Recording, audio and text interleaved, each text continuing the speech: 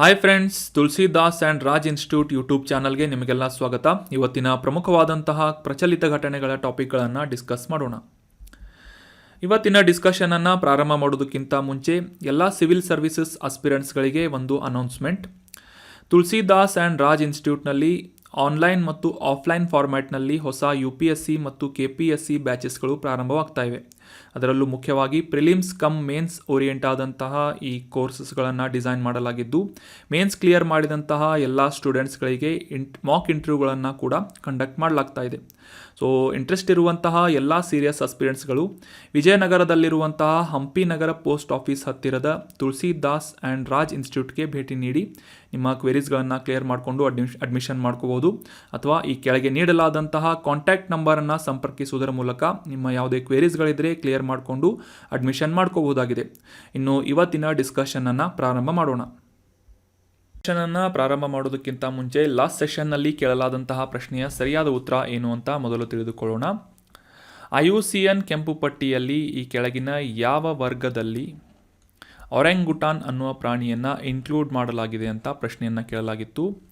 ಆಪ್ಷನ್ಗಳಲ್ಲಿ critically endangered, vulnerable or least concerned ಅಂತ ನೀಡಲಾಗಿದ್ದು, ಸರಿಯಾದ ಉತ್ತರ ಏನು ಅಂತಂದರೆ ಆಪ್ಷನ್ 1, ತೀವ್ರವಾಗಿ ಅಳಿವಿನಂಚಿನಲ್ಲಿರುವಂತಹ ಅಥವಾ ಕ್ರಿಟಿಕಲಿ ಎಂಡೇಂಜರ್ಡ್ ಅನ್ನುವ ಕ್ಯಾಟಗರಿಯಲ್ಲಿ ಈ ಒರೆಂಗುಟಾನ್ ಅನ್ನುವ ಪ್ರಾಣಿಯನ್ನು IUCN ಕೆಂಪು ಪಟ್ಟಿಯಲ್ಲಿ ಇನ್ಕ್ಲೂಡ್ ಮಾಡಲಾಗಿದೆ. ಸೊ ನಿನ್ನೆ ಲಾಸ್ಟ್ ಸೆಷನ್ನಲ್ಲಿ ಡಿಸ್ಕಸ್ ಮಾಡಿದ್ವಿ, ಈ ಜಂಗಲ್ ಬುಕ್ನಲ್ಲಿ ಬರುವಂತಹ ಕಿಂಗ್ ಲೂಯಿ ಅನ್ನುವ ಈ ಮಂಕಿಗಳ ರಾಜನಾಗಿ ಈ ಒರೆಂಗುಟಾನ್ ಪ್ರಾಣಿಯನ್ನು ಇನ್ಕ್ಲೂಡ್ ಮಾಡಲಾಗಿದೆ. ಸೊ ಆ ಒಂದು ಫಿಲ್ಮ್ನಲ್ಲಿ ಏನಾಗಿರುತ್ತೆ ಅಂತಂದರೆ, ಈ ಮನುಷ್ಯರು ಯಾವ ರೀತಿಯಾಗಿ ಬೆಂಕಿಯನ್ನು ಉತ್ಪಾದಿಸ್ತಾರೆ ಅಂತ ಅದಕ್ಕೆ ಒಂದು ನಾಲೆಜನ್ನು, ಜ್ಞಾನವನ್ನು ಪಡೆದುಕೊಳ್ಳುವಂತಹ ಒಂದು ಉದ್ದೇಶದಿಂದ ಈ ಮೊಗ್ಲಿಯನ್ನು ಹಿಡಿದುಕೊಂಡು ಬರೋದಕ್ಕೆ ಈ ಮಂಕಿಗಳನ್ನು ಕಳಿಸಿರುತ್ತೆ. ಸೊ ಈ ಒಂದು ಪ್ರಾಣಿಯನ್ನು ಒರೆಂಗುಟಾನ್ ಅಂತ ಪ್ರಾಣಿಯನ್ನು ಈ ಒಂದು ಹೆಸರನ್ನು ಗುರುತಿಸ್ತಾರೆ ಹೆಸರಿನಿಂದ. ಮುಖ್ಯವಾಗಿ ಇದರಲ್ಲಿ 3 ರೀತಿಯಾದಂತಹ ಒಂದು ಪ್ರಜಾತಿಗಳನ್ನು ಅಥವಾ ಜಾತಿಗಳನ್ನು ಡಿವೈಡ್ ಮಾಡಲಾಗಿದ್ದು, ಬೋರ್ನಿಯನ್ ಒರೆಂಗುಟಾನ್, ಸುಮಾತ್ರನ್ ಒರೆಂಗುಟಾನ್, ತಪನುಲಿ ಒರೆಂಗುಟಾನ್ ಅಂತ ಈ ರೀತಿಯಾದಂತಹ 3 ಕ್ಯಾಟಗರೀಸ್ಗಳನ್ನು world wide fund for nature ಅಥವಾ WWF ಅನ್ನುವ ಈ ಒಂದು ಸಂಸ್ಥೆಯಿಂದ ಮಾಡಲಾಗಿದೆ.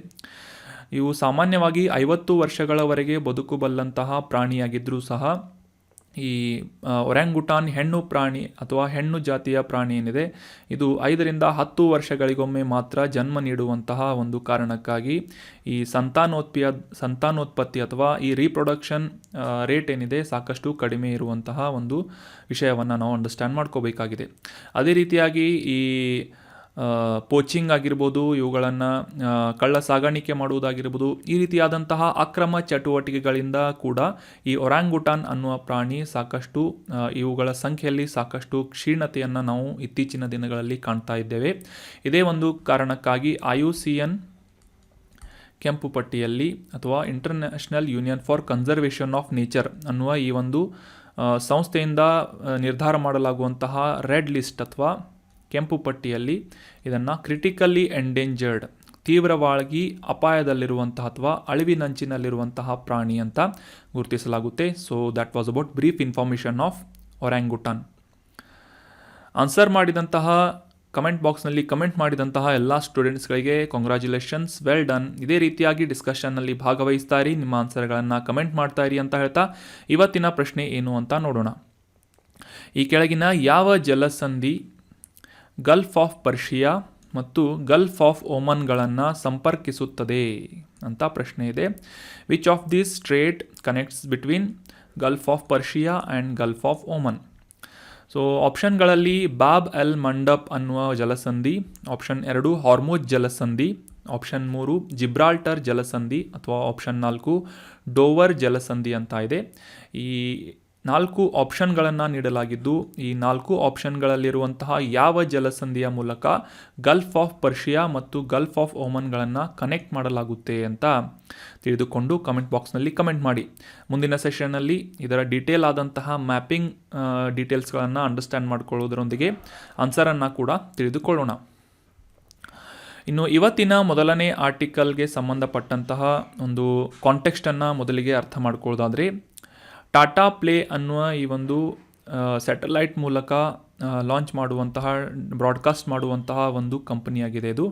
ಸ್ಯಾಟಲೈಟ್ ಟೆಲಿಕಮ್ಯುನಿಕೇಷನ್ TV ಅಂತ, ಟೆಲಿವಿಷನ್ ಅಂತ ನಾವು ಅಂಡರ್ಸ್ಟ್ಯಾಂಡ್ ಮಾಡ್ಕೋಬೋದು, ಅಥವಾ DTH ಅಂತ, ಡೈರೆಕ್ಟ್ ಟು ಹೋಮ್ ಕಂಪನಿ ಅಂತ ಕೂಡ ಇದನ್ನು ಗುರುತಿಸಲಾಗುತ್ತದೆ.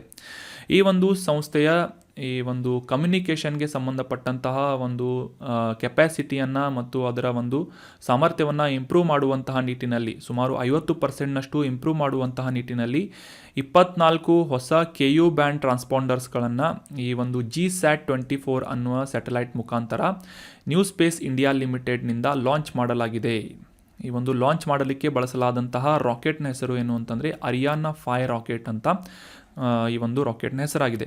ಸೊ ಇಸ್ರೋದಿಂದ ಡೆವಲಪ್ ಮಾಡಲಾದಂತಹ ಈ ಒಂದು GSAT-24 ಅನ್ನುವ ಈ ಒಂದು ಸ್ಯಾಟಲೈಟನ್ನು ಲಾಂಚ್ ಮಾಡಲಾಗಿದೆ. ಇದರ ಮುಖ್ಯ ಉದ್ದೇಶ ಏನು ಅಂತಂದರೆ ಟಾಟಾ ಪ್ಲೇ ಅನ್ನುವ ಈ ಒಂದು DTH ಕಂಪನಿಗೆ ಅದರ ಒಂದು ಸಾಮರ್ಥ್ಯವನ್ನು ಇಂಪ್ರೂವ್ ಮಾಡುವಂಥ ನಿಟ್ಟಿನಲ್ಲಿ 24 KU ಬ್ಯಾಂಡ್ ಟ್ರಾನ್ಸ್ಪಾಂಡರ್ಗಳನ್ನು ಇದರಲ್ಲಿ ಅಳವಡಿಸಲಾಗಿದೆ ಅಂತ ನ್ಯೂಸ್ನಲ್ಲಿ ಪಬ್ಲಿಷ್ ಆಗಿತ್ತು. ಸೊ ಈ ಟ್ರಾನ್ಸ್ಪಾಂಡರ್ಸ್ಗಳು ಅಂದರೆ ಏನು ಅಂತ ಮೊದಲಿಗೆ ಅರ್ಥ ಮಾಡ್ಕೋಣ. ಟ್ರಾನ್ಸ್ಪಾಂಡರ್ಸ್ ಅಂತಂತಂದರೆ ಮುಖ್ಯವಾಗಿ ಈ ಟೆಲಿವಿಷನ್ ಬ್ರಾಡ್ಕಾಸ್ಟಿಂಗ್ಗೆ ಸಂಬಂಧಪಟ್ಟಂತೆ ಅಥವಾ ಇಂಟರ್ನೆಟ್ ಸೌಲಭ್ಯಕ್ಕೆ ಸಂಬಂಧಪಟ್ಟಂತೆ ಅದರ ಒಂದು ವ್ಯಾಪ್ತಿಯನ್ನು ಅಥವಾ ಬ್ಯಾಂಡ್ ವಿಡ್ತನ್ನು ಇಂಪ್ರೂವ್ ಮಾಡುವಂಥ ನಿಟ್ಟಿನಲ್ಲಿ ಈ C ಬ್ಯಾಂಡ್ ಅಥವಾ KU ಬ್ಯಾಂಡ್ ಟ್ರಾನ್ಸ್ಪಾಂಡರ್ಸ್ಗಳು ಅಂತ ಉಪಯೋಗಿಸಲಾಗುತ್ತದೆ.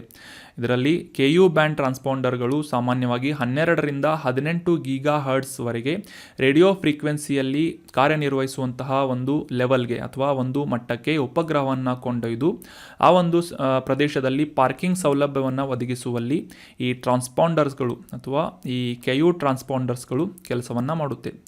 ಮತ್ತೊಮ್ಮೆ ರಿಪೀಟ್ ಮಾಡ್ತೀನಿ, 12ರಿಂದ 18 GHz ರೇಡಿಯೋ ಫ್ರೀಕ್ವೆನ್ಸಿಯಲ್ಲಿ ಕಾರ್ಯನಿರ್ವಹಿಸಲು ಆ ಒಂದು ಉಪಗ್ರಹಕ್ಕೆ ಸೌಲಭ್ಯವನ್ನು ಒದಗಿಸುವಂಥ ನಿಟ್ಟಿನಲ್ಲಿ ಸಹಾಯ ಮಾಡುವಂತಹ ಸಾಧನಗಳನ್ನು ಟ್ರಾನ್ಸ್ಪಾಂಡರ್ಸ್ಗಳು ಅಂತ ಕರೆಯಲಾಗುತ್ತೆ. ಇತ್ತೀಚೆಗೆ ಈ ಇನ್ಸ್ಪೇಸ್ ಅನ್ನುವ ಸಂಸ್ಥೆಯಿಂದ GSAT-24 ಈ ಒಂದು ಸ್ಯಾಟಲೈಟನ್ನು ಲಾಂಚ್ ಮಾಡುವುದರ ಮೂಲಕ ಟಾಟಾ ಪ್ಲೇ ಕಂಪನಿಯ 24 KU ಬ್ಯಾಂಡ್ ಟ್ರಾನ್ಸ್ಪಾಂಡರ್ಸ್ಗಳನ್ನು ಉಡಾಯಿಸಲಾಗಿದೆ ಅಂತ ನ್ಯೂಸ್ನಲ್ಲಿ ನಾವು ಓದಿದ್ವಿ.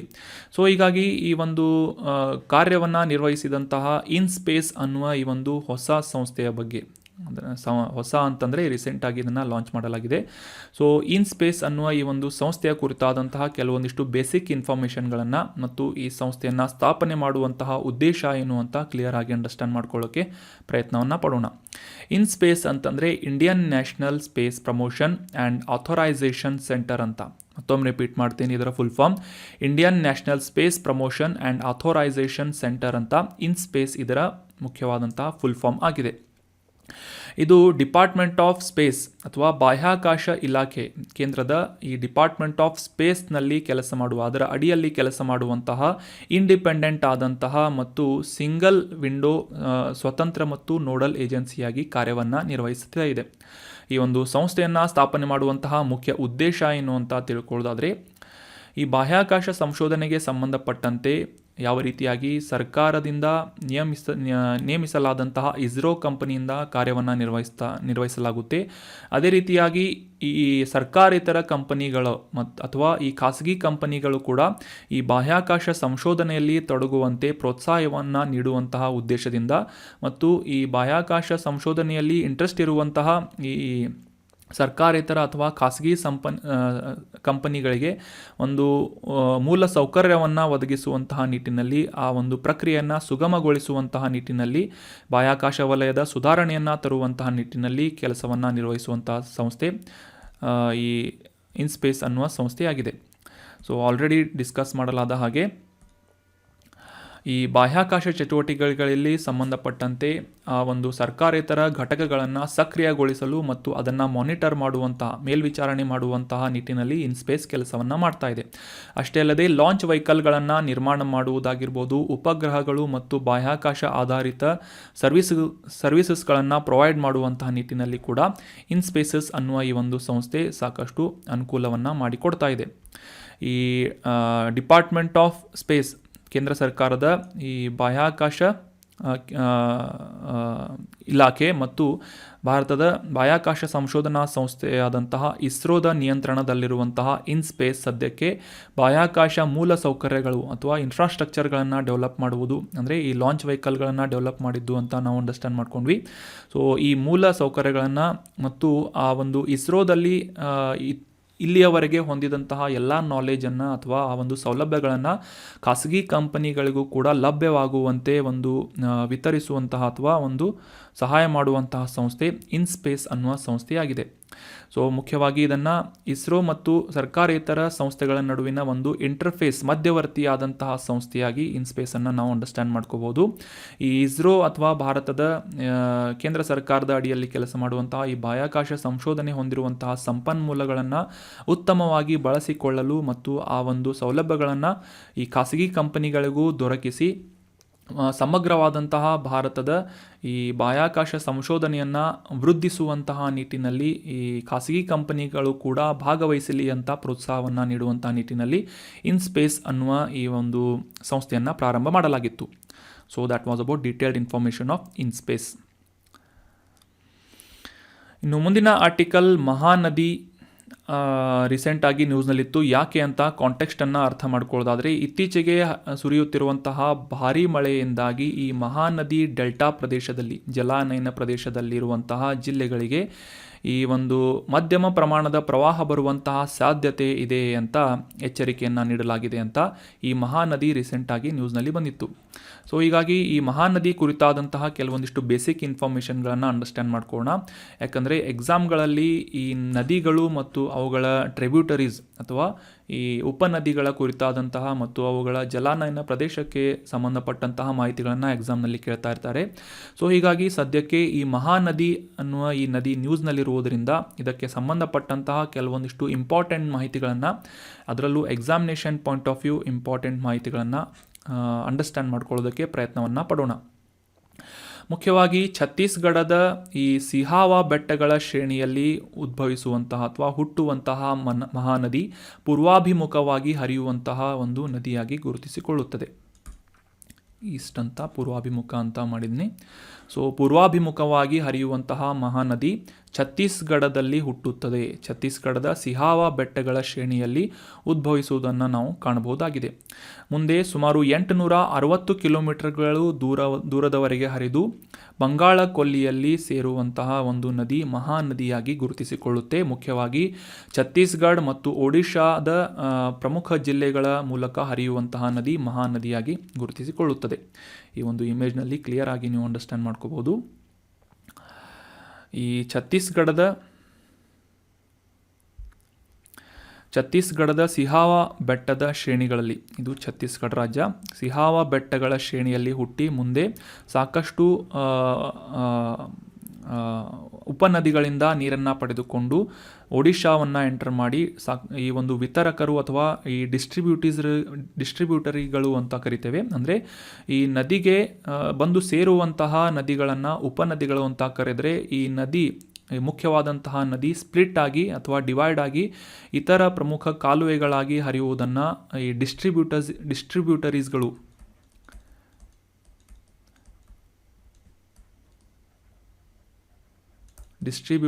ಅಥವಾ ಇವುಗಳನ್ನು ವಿತರಕ ನದಿ ಅಂತ ಕರೆಯಲಾಗುತ್ತೆ. ವಿತರಕ ಅಂದರೆ ಈ ಮುಖ್ಯವಾದಂತಹ ನದಿ ಬಂದು ಸ್ಪ್ಲಿಟ್ ಆಗಿ ಇವುಗಳನ್ನು ಡೆಲ್ಟಾ ಅಂತ ಕರೀತಾರೆ. ಸೊ ಈ ನದಿಗಳನ್ನು ವಿತರಕರು ಅಥವಾ ಡಿಸ್ಟ್ರಿಬ್ಯೂಟರೀಸ್ ಅಂತ ಕರೀತಾರೆ. ಈ ಮುಖ್ಯ ನದಿಗೆ ಬಂದು ಸೇರುವಂತಹ ನದಿಗಳನ್ನು ಟ್ರಿಬ್ಯೂಟರೀಸ್ ಅಂತ ಕರೀತಾರೆ. So this is the main difference between distributaries and tributaries. So ಇಲ್ಲಿ ಕಾಣ್ಬೋದು ದಯಾ ಅಂತ ಒಂದು ಡಿಸ್ಟ್ರಿಬ್ಯೂಟರೀಸೇ ಇದೆ.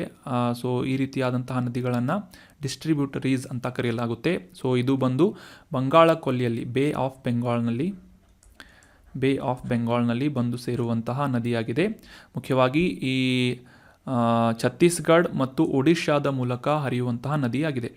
ಈ ಡಿಸ್ಟ್ರಿಬ್ಯೂಟರ್ಸ್ಗಳನ್ನು ನೋಡ್ಬೋದು, ಸೇವನಾಥ್ ಅಂತ, ಹಸ್ದೇವ್ ಅಂತ, ಮಾಂಡ್ ಅಂತ, ತೇಲ್ ಅಂತ, ಸತ್ಕೋಶಿಯಾ, ಈ ರೀತಿಯಾದಂತಹ ಸಾಕಷ್ಟು ಪ್ರಮುಖ ಉಪನದಿಗಳನ್ನು ಹೊಂದಿರುವಂತಹ ನದಿ ಮಹಾನದಿಯಾಗಿದೆ. ಸೊ ಇದು ಹುಟ್ಟುವುದು ಎಲ್ಲಿ ಅಂತ ನೆನ್ಪಿಟ್ಕೊಳ್ಳಿ, ಛತ್ತೀಸ್ಗಢದ ಸಿಹಾವಾ ಬೆಟ್ಟಗಳ ಶ್ರೇಣಿಯಲ್ಲಿ. ಸೊ ಅದೇ ರೀತಿಯಾಗಿ ಇದರ ಒಂದು ಕೋರ್ಸನ್ನು ಆಲ್ರೆಡಿ ಡಿಸ್ಕಸ್ ಮಾಡಿದ ಹಾಗೆ ಛತ್ತೀಸ್ಗಢ ಮತ್ತು ಒಡಿಶಾದಲ್ಲಿ ಪ್ರಮುಖವಾಗಿ ಈ ಒಂದು ನದಿ ಹರಿಯುತ್ತದೆ. ಆದರೆ ಇದರ ಟ್ರಿಬ್ಯೂಟರೀಸ್ಗಳು ಅಥವಾ ಈ ಉಪನದಿಗಳು ಅಂತ ಏನು ಕರಿತೇವೆ, ಆ ಉಪನದಿಗಳು ಜಾರ್ಖಂಡ್, ಮಹಾರಾಷ್ಟ್ರ, ಮಧ್ಯಪ್ರದೇಶದ ಮೂಲಕ ಹರಿಯುವಂತಹ ನದಿಗಳಾಗಿವೆ ಅಂತ ಈ ಒಂದು ಮಹಾನದಿ ರಿವರ್ ಸಿಸ್ಟಮನ್ನು ನಾವು ಅಂಡರ್ಸ್ಟ್ಯಾಂಡ್ ಮಾಡ್ಕೋಬೋದು. River system. ಸೊ ಅದೇ ರೀತಿಯಾಗಿ ಈ ಛತ್ತೀಸ್ಗಢದ ರಾಯ್ಪುರ್, ಸಂಬಾಲ್ಪುರ್, ಒಡಿಶಾದ ಕಟಕ್ ಈ ರೀತಿಯಾದಂತಹ ಪ್ರಮುಖ ನಗರಗಳ ಮೂಲಕ ಹಾದು ಹೋಗುವಂತಹ ನದಿ ಈ ಮಹಾನದಿಯಾಗಿ ಗುರುತಿಸಿಕೊಳ್ಳುತ್ತೆ. ಜಾಗ್ರಫಿಕಲಿ ಅಂಡರ್ಸ್ಟ್ಯಾಂಡ್ ಮಾಡ್ಕೊಳ್ಳೋದಾದರೆ ಉತ್ತರದಲ್ಲಿ ಮಧ್ಯ ಭಾರತದ ಬೆಟ್ಟಗಳು, ದಕ್ಷಿಣ ಮತ್ತು ಪೂರ್ವದಲ್ಲಿ ಈ ಪೂರ್ವ ಘಟ್ಟಗಳು, ಪಶ್ಚಿಮದಲ್ಲಿ ಮೈಕಲ್ ಬೆಟ್ಟಗಳ ಶ್ರೇಣಿಯಿಂದ ಸುತ್ತುವರಿದಂತಹ ಮಹಾನದಿಯಾಗಿದೆ. ಇದರ ಉಪನದಿಗಳನ್ನು ಆಲ್ರೆಡಿ ಮ್ಯಾಪ್ನಲ್ಲಿ ಅಂಡರ್ಸ್ಟ್ಯಾಂಡ್ ಮಾಡಿಕೊಂಡ ಹಾಗೆ ಸಿಯೋನಾಥ್, ಜೋಂಗ್, ಹಸ್ದೇವ್, ಮಾಂಡ್, ಈಬ್, ಓಂಗ್, ಟೆಲೆನ್ ಈ ರೀತಿಯಾದಂತಹ ಉಪನದಿಗಳನ್ನು ಅಥವಾ ಟ್ರಿಬ್ಯೂಟರೀಸ್ಗಳನ್ನು ಈ ಮಹಾನದಿ ಒಳಗೊಂಡಿದೆ. ಅದೇ ರೀತಿಯಾಗಿ ಈ ಮಹಾನದಿಗೆ ಅಡ್ಡಲಾಗಿ ಕಟ್ಟಲಾದಂತಹ ವಿಶ್ವದ ಅತಿ ಉದ್ದದ ಅಣೆಕಟ್ಟು ಹಿರಾಕುಡ್ ಅಣೆಕಟ್ಟು, ಒಡಿಶಾದಲ್ಲಿರುವಂತಹ ಈ ಹಿರಾಕುಡ್ ಅಣೆಕಟ್ಟು ಸುಮಾರು 26 ಕಿಲೋಮೀಟರ್ಗಳಷ್ಟು ಉದ್ದ ಇರುವುದರಿಂದ ಇದನ್ನು ವಿಶ್ವದ ಅತಿ ಉದ್ದದ ಅಣೆಕಟ್ಟು ಅಂತ ಕೂಡ ಗುರುತಿಸಲಾಗುತ್ತದೆ. ಒಡಿಶಾದ ಸಂಬಾಲ್ಪುರ್ ನಗರದಿಂದ 15 ಕಿಲೋಮೀಟರ್ ದೂರದಲ್ಲಿ ಮಹಾನದಿಗೆ ಅಡ್ಡಲಾಗಿ ಕಟ್ಟಲಾದಂತಹ ಈ ಒಂದು ಅಣೆಕಟ್ಟು ಹಿರಾಕುಡ್ ಅಣೆಕಟ್ಟಾಗಿದೆ. ಈ ಅಣೆಕಟ್ಟನ್ನು ಕಟ್ಟುವ ಮುಖ್ಯ ಉದ್ದೇಶ ಏನು ಅಂತ ತಿಳ್ಕೊಳ್ಳೋದಾದರೆ, ಮುಖ್ಯವಾಗಿ ಆ ಒಂದು ಪ್ರದೇಶದಲ್ಲಿ ವಾಸಿಸುವಂತಹ ರೈತರಿಗೆ ನೀರಾವರಿಯನ್ನು ಒದಗಿಸುವುದು, ಪ್ರವಾಹ ನಿಯಂತ್ರಣ ಮಾಡುವುದು ಮತ್ತು ವಿದ್ಯುತ್ ಉತ್ಪಾದನೆಯ ಮುಖ್ಯವಾದಂತಹ ಉದ್ದೇಶಗಳನ್ನು ಇಟ್ಕೊಂಡು ಪರ್ಪಸನ್ನು ಇಟ್ಕೊಂಡು ಈ ಹಿರಾಕುಡ್ ಅಣೆಕಟ್ಟನ್ನು ಎಸ್ಟಾಬ್ಲಿಷ್ ಮಾಡಲಾಗಿದೆ. ಇದನ್ನು ಕಟ್ಟಿದಂತಹ ವರ್ಷ ಯಾವುದು ಅಂತ ತಿಳ್ಕೊಂಡು ಕಮೆಂಟ್ ಬಾಕ್ಸ್ನಲ್ಲಿ ಕಮೆಂಟ್ ಮಾಡಿ. ಹಿರಾಕುಡ್ ಅಣೆಕಟ್ಟನ್ನು ಮಹಾನದಿಗೆ ಅಡ್ಡಲಾಗಿ ಕಟ್ಟಲಾಗಿದೆ ಅಂತ ನಾವು ಅಂಡರ್ಸ್ಟ್ಯಾಂಡ್ ಮಾಡ್ಕೊಂಡ್ವಿ. ಇದನ್ನು ಸ್ಥಾಪನೆ ಮಾಡಿದಂತಹ ವರ್ಷ ಯಾವುದು ಅಂತ ಕಮೆಂಟ್ ಬಾಕ್ಸ್ನಲ್ಲಿ ಕಮೆಂಟ್ ಮಾಡಿ. ಅದೇ ರೀತಿಯಾಗಿ ಇದರ ಡಿಸ್ಟ್ರಿಬ್ಯೂಟರ್ಸ್ಗಳು ಅಥವಾ ವಿತರಕರಾದಂತಹ ನದಿಗಳನ್ನು ನೋಡಿದ್ವಿ, ದಯಾ ಅಂತ ಓದಿದ್ವಿ. ಅದೇ ರೀತಿಯಾಗಿ ಭಾರ್ಗವಿ ಅನ್ನುವ ಈ 2 ಡಿಸ್ಟ್ರಿಬ್ಯೂಟರ್ಸ್ಗಳು ಮುಖ್ಯ ನದಿಗೆ ಬಂದು ಈ ಒಂದು ಡೆಲ್ಟಾ ಪ್ರದೇಶದಲ್ಲಿ ಸ್ಪ್ಲಿಟ್ ಆಗುತ್ತೆ. ಬೇ ಆಫ್ ಬೆಂಗಾಲ್ಗೆ ಸೇರೋದಕ್ಕಿಂತ ಮುಂಚೆ, ಬಂಗಾಳ ಕೊಲ್ಲಿಗೆ ಸೇರೋದಕ್ಕಿಂತ ಮುಂಚೆ. ಸೊ ಇದನ್ನು ಡೆಲ್ಟಾ ಅಂತ ಕರೆಯಲಾಗುತ್ತೆ. ಅಂದರೆ ಇದು ತ್ರಿಕೋನಾಕೃತಿ ಇರೋದರಿಂದ ಇದನ್ನು ಡೆಲ್ಟಾ ಅಂತ ಕರೀತಾರೆ. ಸೊ ಹೀಗಾಗಿ ಈ ಒಂದು ಡೆಲ್ಟಾದಲ್ಲಿ ಕಂಡುಬರುವಂತಹ ಮಹಾನದಿಯ ಈ ಒಂದು ಡಿಸ್ಟ್ರಿಬ್ಯೂಟರ್ಸ್ಗಳಾದಂತಹ ದಯಾ ಮತ್ತು ಭಾರ್ಗವಿ ಅನ್ನುವ ನದಿಗಳಿಂದ ಸುಮಾರು 61% ನೀರನ್ನು ಪಡೆದುಕೊಳ್ಳುವುದರ ಮೂಲಕ ಚಿಲ್ಕಾ ಸರೋವರ ಈ ಒಡಿಶಾದಲ್ಲಿ ರೂಪುಗೊಂಡಿರುವುದನ್ನು ನಾವು ಕಾಣಬಹುದಾಗಿದೆ. ಈ ಚಿಲ್ಕಾ ಸರೋವರವನ್ನು ಆರ್ದ್ರ ಭೂಮಿ ಅಥವಾ ಈ ವೆಟ್ಲ್ಯಾಂಡ್ಗಳ ಜೌಗು ಪ್ರದೇಶಗಳ ಸಂರಕ್ಷಣೆಗಾಗಿ ಪ್ರಾರಂಭ ಮಾಡಲಾದಂತಹ ರಾಮ್ಸಾರ್ ಸಮಾವೇಶಕ್ಕೆ ಸಂಬಂಧಪಟ್ಟಂತೆ ಒಂದು ಪಟ್ಟಿಯಲ್ಲಿ ಚಿಲ್ಕಾ ಸರೋವರನ್ನು ಕೂಡ ಇನ್ಕ್ಲೂಡ್ ಮಾಡಲಾಗಿದೆ. ಸೊ ಇದು ಮಹಾನದಿಯ ಡಿಸ್ಟ್ರಿಬ್ಯೂಟರೀಸ್ಗಳಾದಂತಹ ದಯಾ ಮತ್ತು ಭಾರ್ಗವಿ ಅನ್ನುವ ನದಿಗಳಿಂದ ನೀರನ್ನು ಪಡೆದುಕೊಳ್ಳುತ್ತದೆ. ಇನ್ನು ಮುಂದಿನ ಆರ್ಟಿಕಲ್ ಪಾಪುವಾ ನ್ಯೂಗಿನಿಯಾ ಬಗ್ಗೆ ಇದೆ. ಪಾಪುವಾ ನ್ಯೂಗಿನಿಯಾ ಅನ್ನೋದು ಇದೊಂದು ದ್ವೀಪ ರಾಷ್ಟ್ರವಾಗಿದೆ.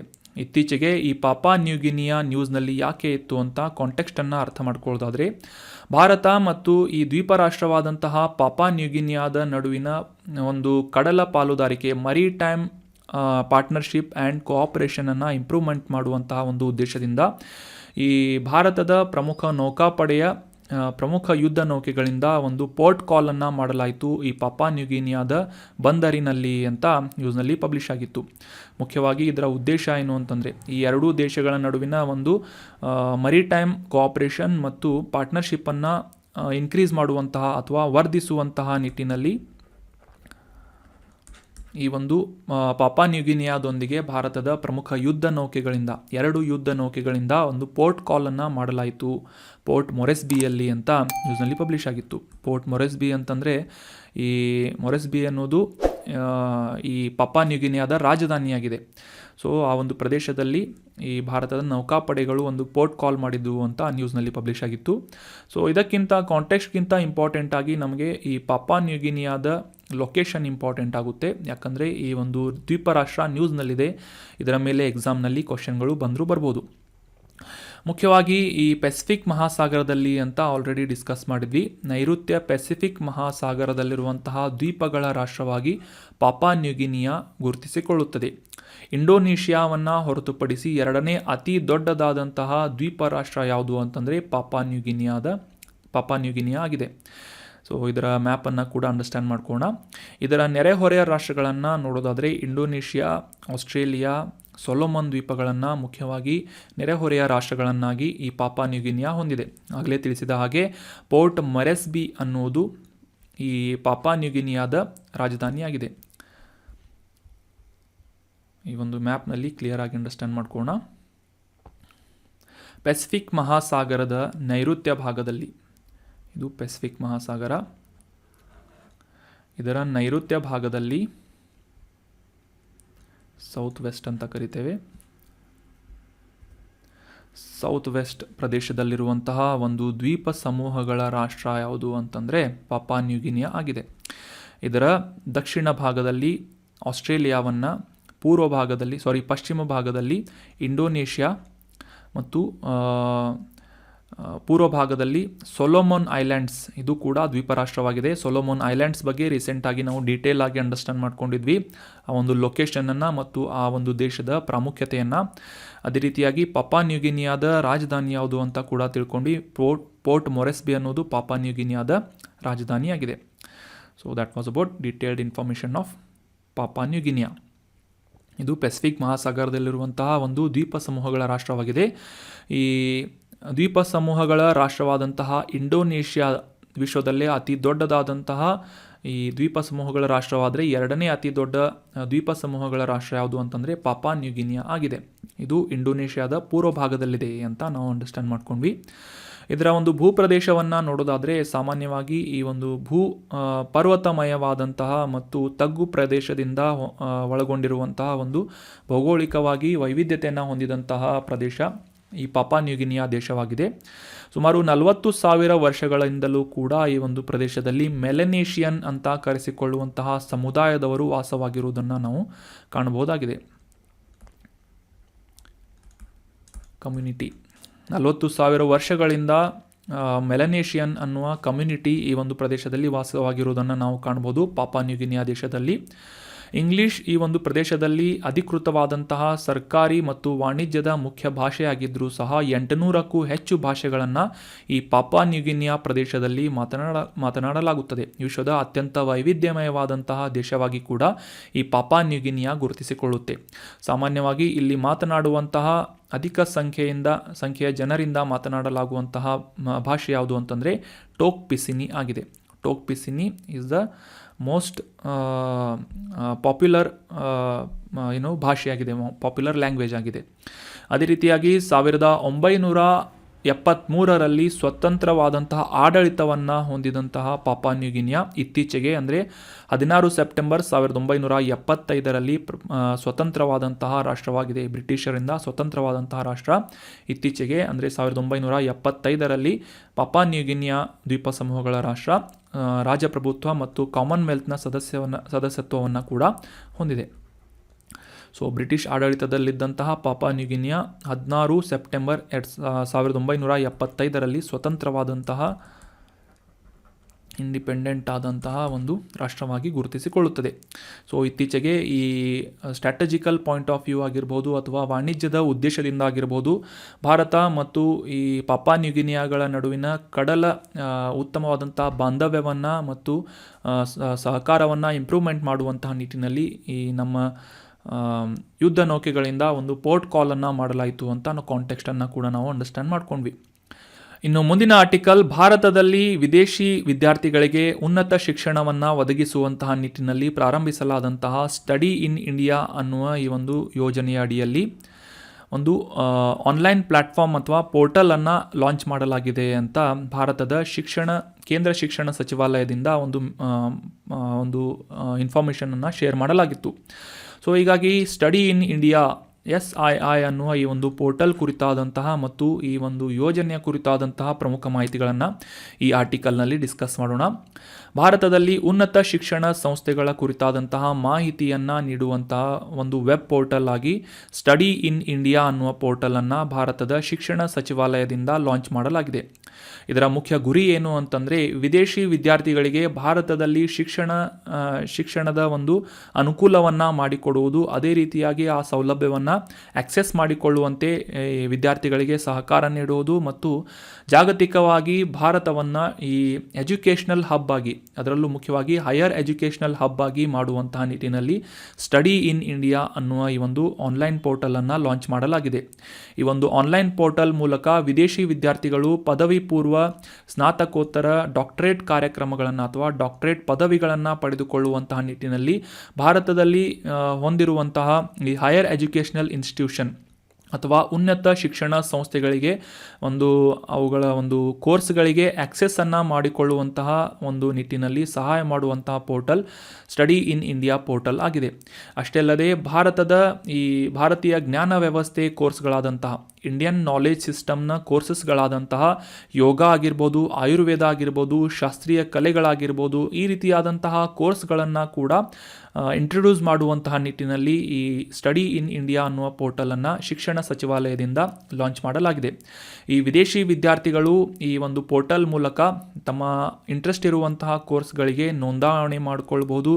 ಅದೇ ರೀತಿಯಾಗಿ ಈ ಹೈಯರ್ ಎಜುಕೇಷನಲ್ ಇನ್ಸ್ಟಿಟ್ಯೂಷನ್ ಹೆಸರಾಂತ ಶಿಕ್ಷಣ ಸಂಸ್ಥೆಗಳ ಮೂಲಕ ಒಂದು ವೀಸಾ ಅರ್ಜಿಗೆ ಅಪ್ಲೈ ಮಾಡುವುದಾಗಿರ್ಬೋದು. ನಂತರ ಅವರಿಗೆ ಇಂಟ್ರೆಸ್ಟ್ ಇರುವಂತಹ ಕೋರ್ಸ್ಗಳನ್ನು ಆಯ್ಕೆ ಮಾಡಿಕೊಂಡು ಇನ್ಸ್ಟಿಟ್ಯೂಷನ್ಗಳನ್ನು ಆಯ್ಕೆ ಮಾಡಿಕೊಂಡು ನಂತರ ಆ ಒಂದು ಶಿಕ್ಷಣ ಸಂಸ್ಥೆಗಳಿಂದ ಆಫರ್ ಲೆಟರ್ಗಳನ್ನು ಪಡೆದುಕೊಳ್ಳುವಂತಹ ಒಂದು ಪ್ಲ್ಯಾಟ್ಫಾರ್ಮ್, ಅಂದರೆ ಸಿಂಗಲ್ ವಿಂಡೋ ಪ್ಲ್ಯಾಟ್ಫಾರ್ಮ್ ಆಗಿ ಈ ಭಾರತದಲ್ಲಿ ಅಧ್ಯಯನ ಪೋರ್ಟಲ್ ಅಥವಾ ಸ್ಟಡಿ ಇನ್ ಇಂಡಿಯಾ ಪೋರ್ಟಲ್ ಕೆಲಸವನ್ನು ಮಾಡ್ತಾ ಇದೆ. ಭಾರತದಲ್ಲಿ ಈ ಉನ್ನತ ಶಿಕ್ಷಣದ ಅವಕಾಶಗಳನ್ನು ಅಂತಾರಾಷ್ಟ್ರೀಯ ಮಟ್ಟಗಳಲ್ಲಿ ವಿದ್ಯಾರ್ಥಿಗಳಿಗೆ ಅವೈಲೇಬಲ್ ಮಾಡಿಕೊಡುವುದು, ಸುವ್ಯವಸ್ಥಿತವಾದಂತಹ ಮತ್ತು ಸುಸಂಘಟಿತವಾದಂತಹ ಅಪ್ಲಿಕೇಶನ್ ಪ್ರಕ್ರಿಯೆಗಳನ್ನು ಕ್ಯಾರಿ ಮಾಡುವಂತಹ ಒಂದು ಉದ್ದೇಶವನ್ನು ಈ ಸ್ಟಡಿ ಇನ್ ಇಂಡಿಯಾ ಪೋರ್ಟಲ್ ಹೊಂದಿದೆ. ಸೊ ಈ study in India portal portal ಆಯಿತು, ಈಗ ರೀಸೆಂಟಾಗಿ ಲಾಂಚ್ ಮಾಡಿದಂಥ ಪೋರ್ಟಲ್ ಅಂತ, ಆನ್ಲೈನ್ ಪೋರ್ಟಲ್ ಅಂತ ಅಂಡರ್ಸ್ಟ್ಯಾಂಡ್ ಮಾಡ್ಕೊಂಡ್ವಿ. ಅದೇ ರೀತಿಯಾಗಿ 2018ರಲ್ಲಿ ಕೇಂದ್ರ ಶಿಕ್ಷಣ ಸಚಿವಾಲಯದಿಂದ ಈ ಭಾರತದಲ್ಲಿ ಅಧ್ಯಯನ ಅಥವಾ ಸ್ಟಡಿ ಇನ್ ಇಂಡಿಯಾ ಅನ್ನುವ ಒಂದು ಕಾರ್ಯಕ್ರಮವನ್ನು ಕೂಡ ಪ್ರಾರಂಭ ಮಾಡಲಾಗಿತ್ತು. ನೆನ್ಪಿಟ್ಕೊಳ್ಳಿ, 2018ರಲ್ಲಿ ಶಿಕ್ಷಣ ಸಚಿವಾಲಯದಿಂದ ಈ ಒಂದು ಪ್ರೋಗ್ರಾಮನ್ನು ಲಾಂಚ್ ಮಾಡಲಾಗಿತ್ತು. So that was about brief information of study in India portal and study in India program. ಇನ್ನು ಮುಂದಿನ ಆರ್ಟಿಕಲ್, ಸತ್ಯಮಂಗಲಂ ಹುಲಿ ಸಂರಕ್ಷಿತ ಪ್ರದೇಶ ರೀಸೆಂಟ್ ಆಗಿ ನ್ಯೂಸ್ನಲ್ಲಿತ್ತು. ಯಾಕೆ ಅಂತ ಕಾಂಟೆಕ್ಸ್ಟನ್ನು ಅರ್ಥ ಮಾಡ್ಕೊಳ್ಳೋದಾದರೆ, ಈ ಸತ್ಯಮಂಗಲ ಟೈಗರ್ ರಿಸರ್ವ್ನಲ್ಲಿ ಜಿಂಕೆಗಾಗಿ ಒಂದು ಬಲೆಯನ್ನು ಹಾಕಲಾಗಿತ್ತು. ಈ ಬಲೆಯಲ್ಲಿ ಜಿಂಕೆಯ ಬದಲಾಗಿ ಗಂಡು ಹುಲಿಯೊಂದು ಸಿಲುಕಿ ಹಾಕಿಕೊಂಡು ಸತ್ತು ಹೋಗಿದೆ ಅಂತ ಈ ಸತ್ಯಮಂಗಲಂ ಟೈಗರ್ ರಿಸರ್ವ್ ರೀಸೆಂಟಾಗಿ ನ್ಯೂಸ್ನಲ್ಲಿ ಬಂದಿತ್ತು.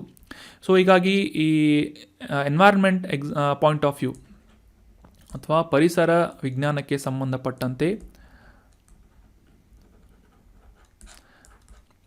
ಈ ಹುಲಿ ಸಂರಕ್ಷಿತ ಪ್ರದೇಶ ಆಗಿರ್ಬೋದು, ವೈಲ್ಡ್ ಲೈಫ್ ಸ್ಯಾಂಕ್ಚುರಿ ಆಗಿರ್ಬೋದು, ನ್ಯೂಸ್ನಲ್ಲಿ ಸುದ್ದಿಯಲ್ಲಿದ್ದಂತಹ ಕೆಲವೊಂದಿಷ್ಟು ಈ ರೀತಿಯಾದಂತಹ ಸಂರಕ್ಷಿತ ಪ್ರದೇಶಗಳ ಲೊಕೇಶನ್ ಕುರಿತಾದಂತಹ ಮಾಹಿತಿಗಳನ್ನು ಅಥವಾ ಕ್ವಶನ್ಗಳನ್ನು ಎಕ್ಸಾಮ್ನಲ್ಲಿ ಕೇಳ್ತಾ ಇರ್ತಾರೆ. ಹೀಗಾಗಿ ಈ ಒಂದು ಸತ್ಯಮಂಗಲಂ ಹುಲಿ ಸಂರಕ್ಷಿತ ಪ್ರದೇಶದ ಕುರಿತಾದಂತಹ ಕೆಲವೊಂದಿಷ್ಟು ಬೇಸಿಕ್ ಇನ್ಫಾರ್ಮೇಷನ್ಗಳನ್ನು ಈ ಒಂದು ಆರ್ಟಿಕಲ್ನಲ್ಲಿ ಅಂಡರ್ಸ್ಟ್ಯಾಂಡ್ ಮಾಡ್ಕೊಳ್ಳೋದಕ್ಕೆ ಪ್ರಯತ್ನವನ್ನು ಪಡೋಣ. ಮೊದಲಿಗೆ ಇಂಪಾರ್ಟೆಂಟ್ ಆಗಿದ್ದೇನು ಅಂತಂದರೆ ಇದರ ಲೊಕೇಶನ್ ಆಗಿದೆ.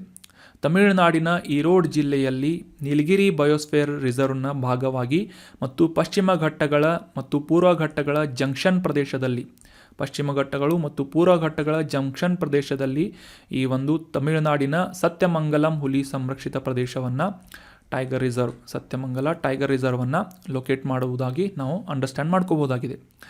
ಸೊ ಇದರ ಒಂದು ಸುತ್ತುವರಿದಂಥ ಆಲ್ರೆಡಿ ಡಿಸ್ಕಸ್ ಮಾಡಿದ ಹಾಗೆ ನೀಲಗಿರಿ ಜೀವಗೋಳ ಮೀಸಲು ಪ್ರದೇಶದ ಭಾಗವಾದಂತಹ ಕರ್ನಾಟಕದ ಬಂಡೀಪುರ ಹುಲಿ ಸಂರಕ್ಷಿತ ಪ್ರದೇಶ ಆಗಿರ್ಬೋದು, ತಮಿಳುನಾಡಿನ ಮುದುಮಲೈ ಹುಲಿ ಸಂರಕ್ಷಿತ ಪ್ರದೇಶ ಆಗಿರ್ಬೋದು, ಅದೇ ರೀತಿಯಾಗಿ ಬಿಳಿಗಿರಿ ರಂಗ ಹುಲಿ ಸಂರಕ್ಷಿತ ಪ್ರದೇಶವಾಗಿರ್ಬೋದು, ಈ ರೀತಿಯಾದಂತಹ ಪ್ರಮುಖವಾದಂತಹ ವನ್ಯಜೀವಿ ಅಭಯಾರಣ್ಯಗಳನ್ನು ಮತ್ತು ಸಂರಕ್ಷಿತ ಪ್ರದೇಶಗಳನ್ನು ಇವುಗಳಿಂದ ಸುತ್ತುವರಿದಂತಹ ಒಂದು ಪ್ರದೇಶವಾಗಿ ಸತ್ಯಮಂಗಲ ಹುಲಿ ಸಂರಕ್ಷಿತ ಪ್ರದೇಶವನ್ನು ನಾವು ಲೊಕೇಟ್ ಮಾಡಬಹುದಾಗಿದೆ. ಸುಮಾರು ಈ ಒಂದು ನೀಲಗಿರಿ ಬಯೋಸ್ಫಿಯರ್ ರಿಸರ್ವ್ನ ಭಾಗವಾದಂತಹ ಸತ್ಯಮಂಗಲಂ ಹುಲಿ ಸಂರಕ್ಷಿತ ಪ್ರದೇಶ ಅಂತ ಅಂಡರ್ಸ್ಟ್ಯಾಂಡ್ ಮಾಡ್ಕೊಂಡ್ವಿ. ಸೊ ಈ ನೀಲಗಿರಿ ಜೀವಗೋಳ ಭೂದೃಶ್ಯದಲ್ಲಿ ಅಥವಾ ಲ್ಯಾಂಡ್ಸ್ಕೇಪ್ನಲ್ಲಿ ವಿಶ್ವದಲ್ಲಿನ ಸುಮಾರು 280 ಹುಲಿಗಳಿಗೆ ವಾಸಸ್ಥಾನವಾಗಿ ಈ ನೀಲಗಿರಿ ಬಯೋಸ್ಫಿಯರ್ ರಿಸರ್ವ್ ಗುರುತಿಸಲಾಗುತ್ತದೆ ಅಂತ ನಾವು ಅಂಡರ್ಸ್ಟ್ಯಾಂಡ್ ಮಾಡ್ಕೋಬೋದು. ಅದೇ ರೀತಿಯಾಗಿ ಇಲ್ಲಿ ಕಂಡುಬರುವಂತಹ ಸಾಮಾನ್ಯ ಸಸ್ಯವರ್ಗ ಏನು ಅಂತ ನೋಡೋದಾದರೆ ಒಣ ಮುಳ್ಳಿನ ಕಾಡುಗಳು, ಮಿಶ್ರ ಎಲೆ ಉದುರುವಂತಹ ಕಾಡುಗಳು, ಅರೆ ನಿತ್ಯ ಹರಿದ್ವರ್ಣ ಕಾಡುಗಳು, ರಿಪಾರಿಯನ್ ಕಾಡುಗಳನ್ನು ಕೂಡ ಈ ಸತ್ಯಮಂಗಲ ಟೈಗರ್ ರಿಸರ್ವ್ನಲ್ಲಿ ನಾವು ಕಾಣಬಹುದಾಗಿದ್ದು, ಇಲ್ಲಿ ಹರಿಯುವಂತಹ ಪ್ರಮುಖ ನದಿಗಳು ಯಾವುವು ಅಂತಂದರೆ ಭವಾನಿ, ಮೊಯಾರ್ ಮತ್ತು ನೊಯುಲ್ ಅನ್ನುವ ನದಿಗಳು ಈ ಸತ್ಯಮಂಗಲ ಟೈಗರ್ ರಿಸರ್ವ್ನಲ್ಲಿ ಹರಿಯುತ್ತವೆ. ಅದೇ ರೀತಿಯಾಗಿ ಇಲ್ಲಿ ಕಂಡುಬರುವಂತಹ ಪ್ರಮುಖ ಬುಡಕಟ್ಟು ಸಮುದಾಯಗಳು ಅಂತಂದರೆ ಇರುಲಾ ಬುಡಕಟ್ಟು ಸಮುದಾಯ, ಕುರುಂಬಾ ಬುಡಕಟ್ಟು ಸಮುದಾಯ ಹಾಗೂ ಸಾಕಷ್ಟು ಸ್ಥಳೀಯ ಬುಡಕಟ್ಟು ಸಮುದಾಯಗಳಿಗೂ ಕೂಡ ಈ ಸತ್ಯಮಂಗಲ ಹುಲಿ ಸಂರಕ್ಷಿತ ಪ್ರದೇಶ ವಾಸಸ್ಥಾನವಾಗಿದೆ.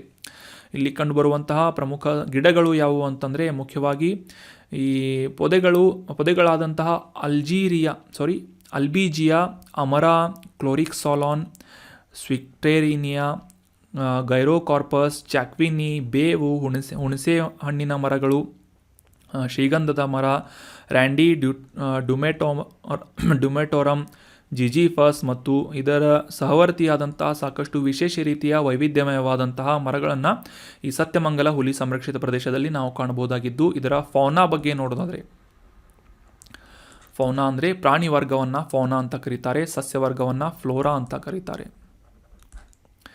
ಫೌನಾ ಬಗ್ಗೆ ನೋಡೋದಾದರೆ ಆನೆಗಳು, ಹುಲಿ, ಪ್ಯಾಂಥರ್, ಸ್ಲಾತ್ ಬೇರ್ ಅಥವಾ ಸೋಮಾರಿ ಕರಡಿ, ಗೌರ್ ಅಥವಾ ಈ ಕಾಡು ಎಮ್ಮೆ ಅಂತ ಕೂಡ ಇದನ್ನ ಗುರುತಿಸ್ಬೋದು. ಇಂಡಿಯನ್ ಗೌರ್ ಅಂತ ಪ್ರಾಣಿಯನ್ನು ನೋಡಿರ್ತೀರಿ ಆಲ್ರೆಡಿ ನೀವು. ಬ್ಲ್ಯಾಕ್ ಬಕ್ ಆಗಿರ್ಬೋದು, ಜಿಂಕೆಯ ಪ್ರಜಾತಿ ಇದು. ಬ್ಲ್ಯಾಕ್ ಬಕ್ ಅಂದರೆ ಮಚ್ಚೆಯುಳ್ಳಂತಹ ಜಿಂಕೆ, ಕಾಡು ಹಂದಿ, ಕಪ್ಪು ನ್ಯಾಪ್ಡ್ ಮೊಲ ಆಗಿರ್ಬೋದು, ಸಾಮಾನ್ಯ ಲಂಗೂರ್, ನೀಲಗಿರಿ ಲಂಗೂರ್, ಸ್ಟ್ರೈಪ್ಡ್ ನೆಕ್ ಮುಂಗುಸಿ ಆಗಿರ್ಬೋದು, ಬಾನೆಟ್ ಮೊಕಾಕ್ ಆಗಿರ್ಬೋದು. ಈ ರೀತಿಯಾದಂತಹ ಪ್ರಮುಖ ಸಸ್ತನಿಗಳನ್ನು ನಾವು ಇಲ್ಲಿ ಕಾಣಬಹುದಾಗಿದೆ ಸತ್ಯಮಂಗಲ ಹುಲಿ ಸಂರಕ್ಷಿತ ಪ್ರದೇಶದಲ್ಲಿ ನಾವು ಕಾಣಬಹುದಾಗಿದೆ. So that was all about today's discussion. ಈಗ ಡಿಸ್ಕಸ್ ಮಾಡಲಾದಂತಹ ಎಲ್ಲ ಆರ್ಟಿಕಲ್ಸ್ಗಳನ್ನು ಈ ರಿವಿಷನ್ ಕ್ವಶನ್ಸ್ಗಳ ಅಥವಾ ಸ್ಟೇಟ್ಮೆಂಟ್ಗಳಿಗೆ ಆನ್ಸರ್ ಮಾಡೋದರ ಮೂಲಕ, ಇವುಗಳ ಟ್ರೂ ಫಾಲ್ಸನ್ನು ಅಂಡರ್ಸ್ಟ್ಯಾಂಡ್ ಮಾಡ್ಕೊಳ್ಳೋದರ ಮೂಲಕ ಈ ಒಂದು ರಿವೈಸ್ ಮಾಡೋದಕ್ಕೆ ಪ್ರಯತ್ನವನ್ನು ಮಾಡೋಣ. ಪಪುವಾ ನ್ಯೂಗಿನಿಯಾ ಅನ್ನೋದು ನೈಋತ್ಯ ಅಟ್ಲಾಂಟಿಕ್ನಲ್ಲಿರುವಂತಹ ದ್ವೀಪ ರಾಷ್ಟ್ರವಾಗಿದೆ ಅಂತ ಮೊದಲನೇ ಸ್ಟೇಟ್ಮೆಂಟ್ ಇದೆ. ಸೊ ಮೊದಲನೇ ಆರ್ಟಿಕಲ್ನಲ್ಲಿ ನಾವು ಕ್ಲಿಯರ್ ಆಗಿ ಅಂಡರ್ಸ್ಟ್ಯಾಂಡ್ ಮಾಡ್ಕೊಂಡ್ವಿ. ಪಪುವಾ ನ್ಯೂಗಿನಿಯಾ ಅಂತ ಇದು ಪೆಸಿಫಿಕ್ ಮಹಾಸಾಗರದಲ್ಲಿರುವಂತಹ ದ್ವೀಪ ರಾಷ್ಟ್ರವಾಗಿದೆ ಅಂತ ಈ ಒಂದು ಮ್ಯಾಪ್ನಲ್ಲಿ ಕ್ಲಿಯರ್ ಆಗಿ ಅಂಡರ್ಸ್ಟ್ಯಾಂಡ್ ಮಾಡ್ಕೊಂಡ್ವಿ. ಪೆಸಿಫಿಕ್ ಮಹಾಸಾಗರದ ನೈಋತ್ಯ ಭಾಗದಲ್ಲಿರುವಂತಹ ಇಂಡೋನೇಷ್ಯಾದ ಪೂರ್ವ ಭಾಗದಲ್ಲಿರುವಂತಹ ದ್ವೀಪ ಸಮೂಹಗಳ ರಾಷ್ಟ್ರ ಯಾವುದು ಅಂತಂದರೆ ಪಪುವಾ ನ್ಯೂಗಿನಿಯಾ ಆಗಿದೆ. ಆಸ್ಟ್ರೇಲಿಯಾದ ಉತ್ತರ ಭಾಗದಲ್ಲಿ ಇದೆ ಅಂತ ಕೂಡ ಅಂಡರ್ಸ್ಟ್ಯಾಂಡ್ ಮಾಡ್ಕೊಂಡು ಪೋರ್ಟ್ ಮೊರೆಸ್ಬಿ ಅನ್ನೋದು ಈ ಪಪುವಾ ನ್ಯೂಗಿನಿಯಾದ ರಾಜಧಾನಿಯಾಗಿದೆ ಅಂತ ಕ್ಲಿಯರ್ ಆಗಿ ಅಂಡರ್ಸ್ಟ್ಯಾಂಡ್ ಮಾಡ್ಕೊಂಡ್ವಿ. ಸೊ ಈ ಸ್ಟೇಟ್ಮೆಂಟ್ ಏನಾಗುತ್ತೆ, ತಪ್ಪಾಗುತ್ತೆ. ಯಾಕಂದರೆ ಇದು ಅಟ್ಲಾಂಟಿಕ್ ಮಹಾಸಾಗರ ಅಲ್ಲ, ಪೆಸಿಫಿಕ್ ಮಹಾಸಾಗರ ಆಗಿರೋದ್ರಿಂದ ಇದು ತಪ್ಪಾದಂತಹ ಸ್ಟೇಟ್ಮೆಂಟ್ ಆಗಿದೆ. ಫಾಲ್ಸ್ ಅಂತ ಇದನ್ನು ಗುರುತಿಸೋಣ. ಮುಂದಿನ ಸ್ಟೇಟ್ಮೆಂಟ್, ಭಾರತದಲ್ಲಿ ಅಧ್ಯಯನ ಅಥವಾ ಸ್ಟಡಿ ಇನ್ ಇಂಡಿಯಾ ಅನ್ನುವ ಈ ಒಂದು ಪ್ರೋಗ್ರಾಮನ್ನು 2018ರಲ್ಲಿ ಕೇಂದ್ರ ಶಿಕ್ಷಣ ಸಚಿವಾಲಯದ ಮೂಲಕ ಪ್ರಾರಂಭ ಮಾಡಲಾಗಿತ್ತು ಅಂತ ಸ್ಟೇಟ್ಮೆಂಟ್ ಇದೆ. ಇದು ಸರಿಯಾದಂತಹ ಸ್ಟೇಟ್ಮೆಂಟ್ ಆಗಿದೆ. 2018 ಅಂತ ಕೂಡ ಡಿಸ್ಕಸ್ ಮಾಡಿದ್ವಿ. ರೀಸೆಂಟಾಗಿ ಸ್ಟಡಿ ಇನ್ ಇಂಡಿಯಾ ಅನ್ನುವ ಈ ಒಂದು ಪೋರ್ಟಲನ್ನು ಲಾಂಚ್ ಮಾಡಲಾಗಿದೆ. ಮುಖ್ಯವಾಗಿ ವಿದೇಶಿ ವಿದ್ಯಾರ್ಥಿಗಳಿಗೆ ಭಾರತದಲ್ಲಿ ಈ ಒಂದು ಉನ್ನತ ಶಿಕ್ಷಣವನ್ನು ಪಡೆಯೋದಕ್ಕೆ ಅನುಕೂಲವನ್ನು ಮಾಡಿಕೊಡುವಂತಹ ಆನ್ಲೈನ್ ಪೋರ್ಟಲ್ ಆಗಿ ಈ ಒಂದು ಸ್ಟಡಿ ಇನ್ ಇಂಡಿಯಾ ಪೋರ್ಟಲನ್ನು ಲಾಂಚ್ ಮಾಡಲಾಗಿದೆ ಅಂತ ತಿಳ್ಕೊಂಡ್ವಿ. ಅದೇ ರೀತಿಯಾಗಿ ಈ ಪೋರ್ಟಲ್ಗಿಂತ ಮುಂಚೆ ಈ ಒಂದು ಯೋಜನೆ 2018ರಲ್ಲಿ ಪ್ರಾರಂಭವಾಗಿತ್ತು ಅಂತ ಕೂಡ ಅಂಡರ್ಸ್ಟ್ಯಾಂಡ್ ಮಾಡ್ಕೊಂಡ್ವಿ. ಸೊ ಸರಿಯಾದಂಥ ಸ್ಟೇಟ್ಮೆಂಟ್ ಆಗಿದೆ. ಸೊ ಮುಂದಿನ ಸ್ಟೇಟ್ಮೆಂಟ್, ಈ ಮಹಾನದಿ ಛತ್ತೀಸ್ಗಢ ರಾಜ್ಯದ ದಮ್ತಾರಿ ಜಿಲ್ಲೆಯ ಸಿಹಾವಾ ಬೆಟ್ಟಗಳ ಶ್ರೇಣಿಯಲ್ಲಿ ಹುಟ್ಟುತ್ತದೆ ಅಂತ ಡಿಸ್ಕಸ್ ಮಾಡಿದ್ವಿ. ಸೊ ಸರಿಯಾದಂಥ ಸ್ಟೇಟ್ಮೆಂಟ್ ಆಗಿದೆ. ರೈಟ್ ಸ್ಟೇಟ್ಮೆಂಟ್, ಟ್ರೂ ಸ್ಟೇಟ್ಮೆಂಟ್ ಆಗಿದೆ. ಸೊ ಅದೇ ರೀತಿಯಾಗಿ ಸಾಕಷ್ಟು ಮಾಹಿತಿಗಳನ್ನು ಕೂಡ ಈ ಮಹಾನದಿಯ ಬಗ್ಗೆ ನಾವು ಕ್ಲಿಯರ್ ಆಗಿ ಅಂಡರ್ಸ್ಟ್ಯಾಂಡ್ ಮಾಡ್ಕೊಂಡ್ವಿ. ಛತ್ತೀಸ್ಗಢ ಮತ್ತು ಒಡಿಶಾದಲ್ಲಿ ಹರಿಯುವಂತಹ ಪ್ರಮುಖ ನದಿ ಈ ಒಂದು ಮಹಾನದಿ ಅಂತ ಅಂಡರ್ಸ್ಟ್ಯಾಂಡ್ ಮಾಡ್ಕೊಂಡ್ವಿ. ಮುಂದೆ ಬೇ ಆಫ್ ಬೆಂಗಾಲ್ ಅಥವಾ ಬಂಗಾಳ ಕೊಲ್ಲಿಯಲ್ಲಿ ಹೋಗಿ ಸೇರುವಂತಹ ನದಿಯಾಗಿ ಕೂಡ ಮಹಾನದಿ ಗುರುತಿಸಿಕೊಳ್ಳಲಾಗುತ್ತೆ ಅಂತ ತಿಳ್ಕೊಂಡ್ವಿ. ಒಡಿಶಾದಲ್ಲಿ ಇದರ ಅಡ್ಡಲಾಗಿ ಈ ಹಿರಾಕುಡ್ ಅನ್ನುವ ಒಂದು ಅಣೆಕಟ್ಟನ್ನು ಕಟ್ಟಲಾಗಿದೆ. ಇದು ವಿಶ್ವದಲ್ಲಿ ಅತಿ ಉದ್ದವಾದಂತಹ ಅಣೆಕಟ್ಟಾಗಿದೆ ಅಂತ ಅಂಡರ್ಸ್ಟ್ಯಾಂಡ್ ಮಾಡ್ಕೊಂಡ್ವಿ. ಅದೇ ರೀತಿಯಾಗಿ ಮಹಾರಾಷ್ಟ್ರ, ಛತ್ತೀಸ್ಗಢ, ಮಧ್ಯಪ್ರದೇಶ್, ಜಾರ್ಖಂಡ್ ಈ ರೀತಿಯಾದಂತಹ ಇತರ ರಾಜ್ಯಗಳಲ್ಲೂ ಕೂಡ ಇದರ ಡಿಸ್ಟ್ರಿಬ್ಯೂಟರೀಸ್ಗಳು ಅಥವಾ ಇದರ ಟ್ರಿಬ್ಯೂಟರೀಸ್ಗಳು ಅಥವಾ ಈ ಒಂದು ಉಪನದಿಗಳನ್ನು ನಾವು ಕಾಣ್ಬೋದಾಗಿದೆ. So that was about detailed information of Mahanadi. So ಈ ಸ್ಟೇಟ್ಮೆಂಟ್ ಏನಾಗುತ್ತೆ, ಸಿಹಾವಾ ಬೆಟ್ಟಗಳಲ್ಲಿ ಛತ್ತೀಸ್ಗಢದಲ್ಲಿ ಹುಟ್ಟುವಂತಹ ನದಿ ಮಹಾನದಿಯಾಗಿದೆ, ಸರಿಯಾದಂಥ ಸ್ಟೇಟ್ಮೆಂಟ್ ಆಗಿದೆ. ಮುಂದಿನ ಸ್ಟೇಟ್ಮೆಂಟ್, ಇನ್ ಸ್ಪೇಸ್ ಅನ್ನೋದು ಬಾಹ್ಯಾಕಾಶ ಇಲಾಖೆ ಅಥವಾ ಡಿಪಾರ್ಟ್ಮೆಂಟ್ ಆಫ್ ಸ್ಪೇಸ್ನಿಂದ ಸ್ವಾಯತ್ತ ಏಜೆನ್ಸಿಯಾಗಿ ಕಾರ್ಯನಿರ್ವಹಿಸುವಂತಹ ಸಿಂಗಲ್ ವಿಂಡೋ ಇಂಡಿಪೆಂಡೆಂಟ್ ನೋಡಲ್ ಏಜೆನ್ಸಿಯಾಗಿದೆ ಅಂತ ನಾವು ಅಂಡರ್ಸ್ಟ್ಯಾಂಡ್ ಮಾಡ್ಕೊಂಡಿದ್ವಿ. ಸೊ ಇದು ಕೂಡ ಸರಿಯಾದಂತಹ ಸ್ಟೇಟ್ಮೆಂಟ್ ಆಗಿದೆ. ಇನ್ ಸ್ಪೇಸ್ ಬಗ್ಗೆ ಡೀಟೇಲ್ ಆದಂತಹ ಮಾಹಿತಿಯನ್ನು ಅಂಡರ್ಸ್ಟ್ಯಾಂಡ್ ಮಾಡ್ಕೊಂಡ್ವಿ. ಏನು ಅಂತಂದರೆ ಯಾವ ರೀತಿಯಾಗಿ ಇಸ್ರೋ ಒಂದು ಸರ್ಕಾರಿ ಕಂಪನಿಯಾಗಿದೆ, ಅದೇ ರೀತಿಯಾಗಿ ಈ ಒಂದು ಖಾಸಗಿ ಕಂಪನಿಗಳನ್ನು ಕೂಡ ಈ ಬಾಹ್ಯಾಕಾಶ ಸಂಶೋಧನೆಯಲ್ಲಿ ತೊಡಗಿಸುವಂತೆ ಪ್ರೋತ್ಸಾಹವನ್ನು ನೀಡುವಂತೆ ಮತ್ತು ಇಸ್ರೋದಿಂದ ಎಸ್ಟಾಬ್ಲಿಷ್ ಮಾಡಲಾದಂತಹ ಮೂಲ ಸೌಕರ್ಯಗಳನ್ನು ಅವುಗಳ ಒಂದು ಸೌಲಭ್ಯವನ್ನು ಪಡೆಯಲು ಅನುಕೂಲ ಮಾಡಿಕೊಡುವಂತೆ ಪ್ಲ್ಯಾಟ್ಫಾರ್ಮ್ ಆಗಿ ಅಥವಾ ಒಂದು ವೇದಿಕೆಯಾಗಿ ಇನ್ ಸ್ಪೇಸ್ ಅನ್ನುವ ಸಂಸ್ಥೆಯನ್ನು ಲಾಂಚ್ ಮಾಡಲಾಗಿದೆ ಅಥವಾ ಸ್ಥಾಪನೆ ಮಾಡಲಾಗಿದೆ ಅಂತ ಅಂಡರ್ಸ್ಟ್ಯಾಂಡ್ ಮಾಡ್ಕೊಂಡ್ವಿ. ಇತ್ತೀಚೆಗೆ ಇನ್ ಸ್ಪೇಸ್ನಿಂದ ಈ ಒಂದು ಟಾಟಾ ಪ್ಲೇ ಅನ್ನುವ ಈ ಒಂದು ಡೈರೆಕ್ಟ್ ಟು ಹೋಮ್ ಕಂಪನಿಗೆ ಒಂದು ಅದರ ಒಂದು ಸಂವಹನವನ್ನು ಕಮ್ಯುನಿಕೇಷನ್ ಎಸ್ಟಾಬ್ಲಿಷ್ ಮಾಡುವಂತಹ ಅದರ ಇಂಪ್ರೂವ್ ಮಾಡುವಂಥ ನಿಟ್ಟಿನಲ್ಲಿ GSAT-24 ಅನ್ನುವ KU ಬ್ಯಾಂಡ್ ಟ್ರಾನ್ಸ್ಪಾಂಡರ್ಸ್ಗಳನ್ನು ಅಳವಡಿಸಿದಂತಹ ಒಂದು ಸ್ಯಾಟಲೈಟನ್ನು ಲಾಂಚ್ ಮಾಡಲಾಯಿತು ಅಂತ ನಾವು ಅಂಡರ್ಸ್ಟ್ಯಾಂಡ್ ಮಾಡ್ಕೊಂಡು GSAT ಅಂತ ಜಿಯೋ ಸಿಂಕ್ರನಸ್ ಸ್ಯಾಟಲೈಟ್ ಅಂತ ಇದನ್ನು ಲಾಂಚ್ ಮಾಡಲಾಯಿತು ಅಂತ ತಿಳ್ಕೊಂಡ್ವಿ. ಅದನ್ನು ಇನ್ ಸ್ಪೇಸ್ ಅನ್ನುವ ಸಂಸ್ಥೆಯಿಂದ ಲಾಂಚ್ ಮಾಡಲಾಗಿದೆ ಅಂತ ಕೂಡ ತಿಳ್ಕೊಂಡ್ವಿ. ಇನ್ನು ಮುಂದಿನ ಸ್ಟೇಟ್ಮೆಂಟ್, ಈ ಸತ್ಯಮಂಗಲಂ ಹುಲಿ ಸಂರಕ್ಷಿತ ಪ್ರದೇಶ ಇದು ತಮಿಳುನಾಡಿನ ಈರೋಡ್ ಜಿಲ್ಲೆಯಲ್ಲಿರುವಂತಹ ನೀಲಗಿರಿ ಬಯೋಸ್ಫಿಯರ್ ಭಾಗವಾಗಿರುವಂತಹ ಮತ್ತು ಪೂರ್ವ ಮತ್ತು ಪಶ್ಚಿಮ ಘಟ್ಟಗಳ ಜಂಕ್ಷನ್ ಪ್ರದೇಶದಲ್ಲಿರುವಂತಹ ಸಂಗಮ ಪ್ರದೇಶದಲ್ಲಿರುವಂತಹ ಒಂದು ಸಂರಕ್ಷಿತ ಪ್ರದೇಶವಾಗಿದೆ ಅಂತ ತಿಳ್ಕೊಂಡ್ವಿ. ಸೊ ಇದು ಕೂಡ ಸರಿಯಾದಂತಹ ಸ್ಟೇಟ್ಮೆಂಟ್ ಆಗಿದೆ. The statement is true. So that was all about today's discussion. ಈ ಕಂಟೆಂಟನ್ನು ನಿಮ್ಮ ಎಲ್ಲ ಫ್ರೆಂಡ್ಸ್ಗಳು ಮತ್ತು ಎಲ್ಲ ಆಸ್ಪಿರೆಂಟ್ಸ್ಗಳ ಜೊತೆ ಶೇರ್ ಮಾಡಿ ಮತ್ತು ಈ ಡಿಸ್ಕಷನ್ನಲ್ಲಿ ಕೇಳಲಾದಂತಹ ಪ್ರಶ್ನೆಗೆ ಸರಿಯಾಗಿ ಆನ್ಸರ್ ಮಾಡೋದಕ್ಕೆ ಪ್ರಯತ್ನ ಮಾಡಿ. Thank you so much for joining the discussion. Have a nice day.